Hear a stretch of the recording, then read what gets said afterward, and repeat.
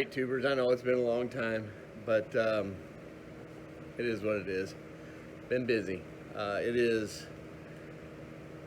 Tomorrow is November 1st, and I have a lot to do in here. I still got to close that end up down there. I do have heat in here now. This is double layered with a blower inflating it. It is ready for winter except for that. I got to get that done. The heater's been running the last 2 nights, and I keep it about 65 in here, 60, 65, to keep these things going. You'll see I've got tomatoes in here, and I haven't really done a whole lot. There's one right there. I think you can see him. But anyway, there's several of them. I'm sorry, that was painful.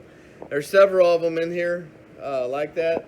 These over here are like crazy. Got to get them trimmed up, clipped up, and ready to produce all winter long in here. So everybody at the farmer's market, I told you it was coming. They're on the way. Farmer's markets. I'm sorry. I'm still in several.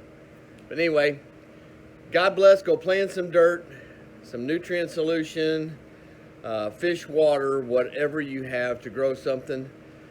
Just potting soil in your house this winter. If that's what you got, grow it. See you next time.